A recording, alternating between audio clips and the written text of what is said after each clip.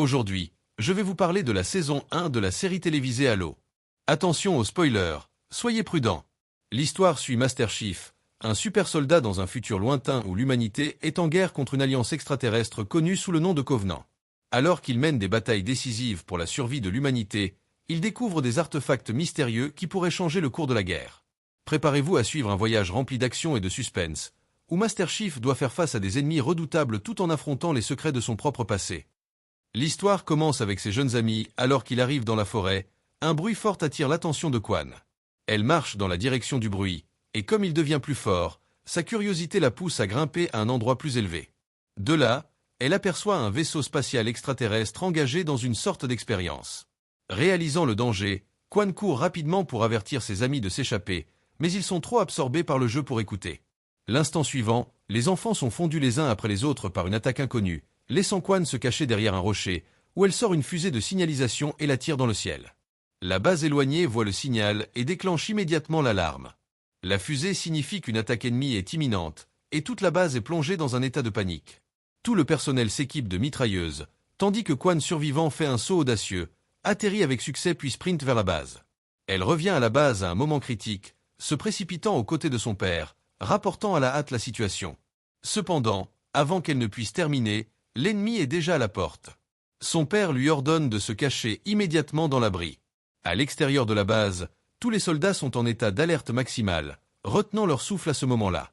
Juste à ce moment-là, les extraterrestres utilisent une technologie de pointe pour faire exploser la porte, et à travers la fumée, un groupe de guerriers mèches émerge. L'officier ordonne rapidement d'ouvrir le feu, et les soldats commencent immédiatement leur contre-attaque, mais les balles semblent n'avoir aucun effet, comme si elles ne faisaient que chatouiller les extraterrestres. Bientôt, les extraterrestres commencent un massacre, massacrant des centaines de soldats. Le véhicule de l'officier est directement renversé par une créature extraterrestre, et alors qu'il est coincé sous la voiture, un soldat lâche essaie de se cacher dans l'abri. Seulement pour se faire percer la poitrine par la main d'un extraterrestre.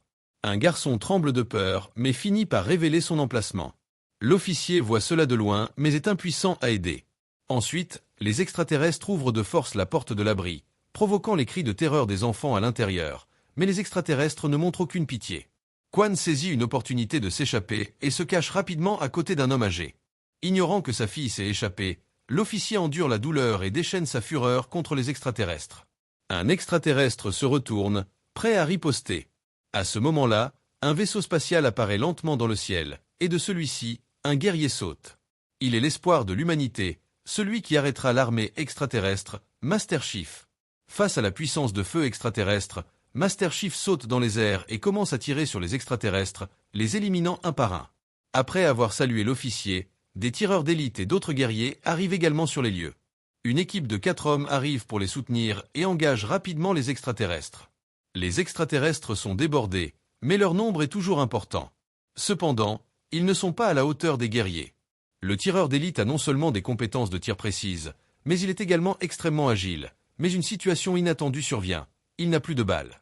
Voyant cela, Master Chief verrouille rapidement sa cible et saute vers une position plus élevée, attirant toute la puissance de feu vers lui.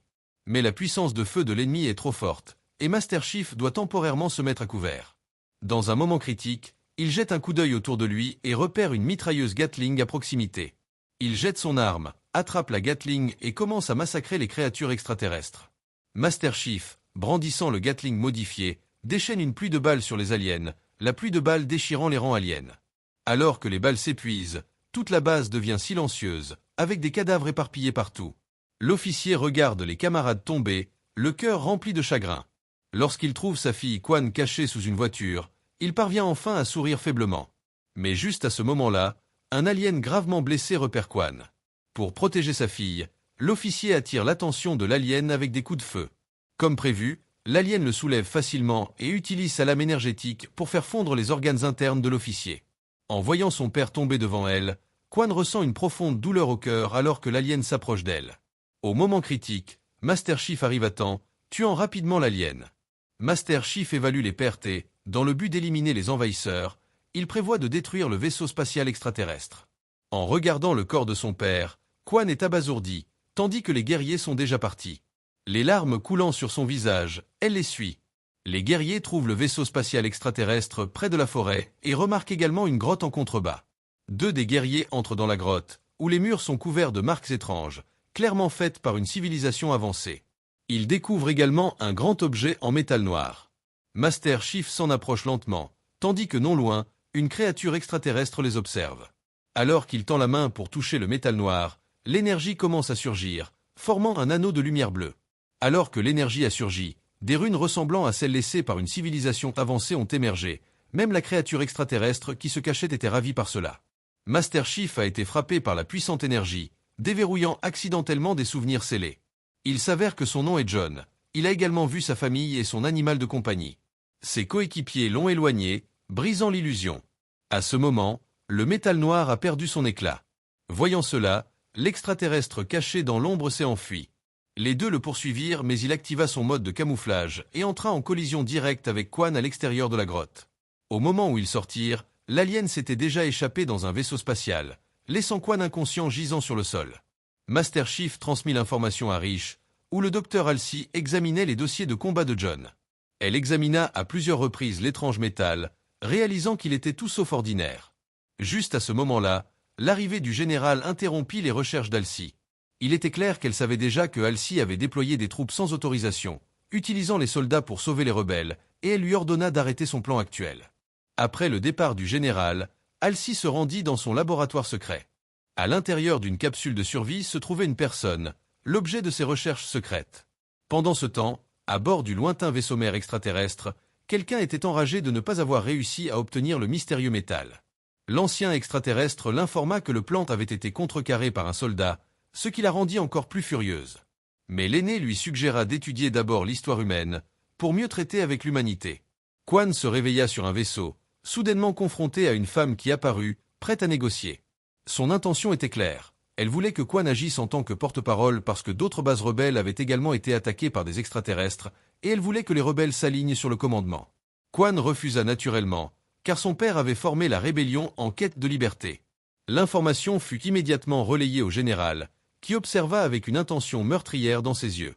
Pendant ce temps, Halsey découvrit des changements dans le réseau neuronal de John, mais heureusement, le corps de John allait bien. Halsey a contacté John et lui a conseillé de rester aussi loin que possible de la pierre. John a également réalisé que quelque chose n'allait pas avec son corps, et soudainement Quan a frappé à la porte, demandant à John de la nourriture. Cependant, pendant qu'elle mangeait, Quan a raconté le sort de sa mère à John. Soudain, une alarme s'est déclenchée, révélant un ordre d'exécuter Quan. John est allé désactiver la surveillance du navire. Cet acte a immédiatement alarmé le général, qui, après avoir visionné les images, a vu que John désobéissait aux ordres et a coupé à distance l'alimentation en oxygène du navire. Les deux se sont évanouis par manque d'oxygène, mais en quelques secondes, John, par pure volonté, a rétabli manuellement l'alimentation en oxygène. Réalisant la gravité de la situation, le général a mobilisé les défenses. Un grand nombre de soldats sont entrés en alerte, avec des chasseurs et des canons électromagnétiques prêts, tandis que les guerriers montaient sur la plateforme d'équipement. Ils étaient chargés de protéger une personne, et cette personne était leur Master Chief, John. Alors que l'armure était assemblée, ils saisirent chacun des armes avancées et sortirent de la base. C'était une mission difficile assignée par Halsey. À l'extérieur de la base, un grand nombre de soldats s'étaient déjà rassemblés et le vaisseau était entré dans l'atmosphère. John essayait de désactiver le pilote automatique, mais Quan ne lui faisait pas du tout confiance. Elle pointa une arme sur John, qui dit qu'il voulait l'aider. Face à John, qui retira son casque pour montrer sa sincérité, sa seule option était de lui faire confiance. Si le pilote automatique du vaisseau atteignait le commandement, Quan serait immédiatement éliminé. Le commandement détecta également que John avait retiré son casque et était sur le point d'atterrir. Les deux se dépêchèrent de désactiver le système de pilotage automatique, l'escouade de vol se rapprochant rapidement. À ce moment-là, le vaisseau était lentement arrivé au-dessus de la base et les soldats se précipitèrent avec du matériel.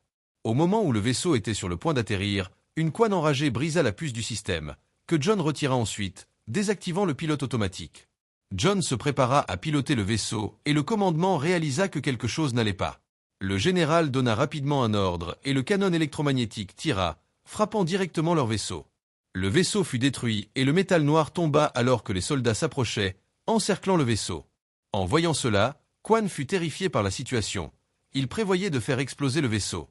En voyant cela, 3 guerriers s'approchèrent et pointèrent leurs armes sur les soldats, laissant ces derniers complètement confus. À ce moment-là, John était toujours à l'intérieur du vaisseau, fixant d'un air absent le métal noir. Lorsqu'il toucha à nouveau le métal, les runes mystérieuses réapparurent. Pendant ce temps, Halsey, qui regardait de l'extérieur, vit également cette scène alors que John rouvrit ses souvenirs. Il découvrit qu'il avait autrefois dessiné un modèle du bloc de métal. Puis, une puissante vague d'énergie jaillit, faisant perdre toute la puissance de la base et entrer dans un état de paralysie, tandis que l'énergie du vaisseau était miraculeusement reconstituée. John se rassit dans le cockpit et démarra le vaisseau, s'échappant de la base avec Quan sous le regard de tous. À ce moment-là, Halsey affichait un sourire satisfait, car leur aventure ne faisait que commencer. Pour sauver Quan, John a traversé le cosmos avec elle, et Quan a exprimé sa profonde gratitude à Master Chief pour lui avoir sauvé la vie.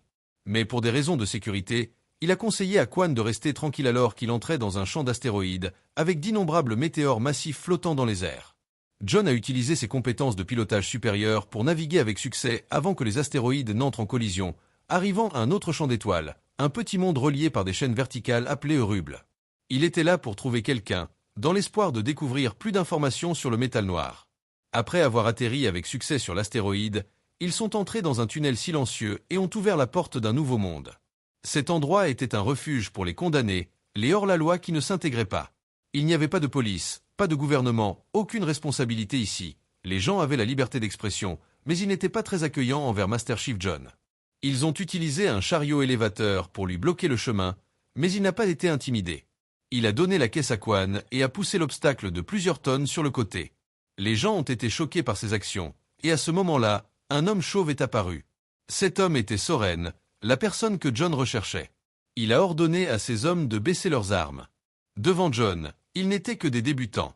Il s'est avéré qu'il s'agissait d'un ancien coéquipier d'il y a 20 ans, un compagnon d'armes pendant leur jeunesse. Ils s'étaient séparés en raison de différences d'idéologie. Ils commencèrent rapidement à discuter en marchant et arrivèrent bientôt à un endroit souterrain. Après être montés à bord d'un tramway souterrain, il commença à se déplacer à grande vitesse. Bientôt, le tramway les emmena dans un tout nouveau monde. Le tramway ralentit puis se déplaça le long de la ligne, traversant des grottes de météores et des amas de planètes, jusqu'à ce qu'il atteigne enfin la planète de Soren.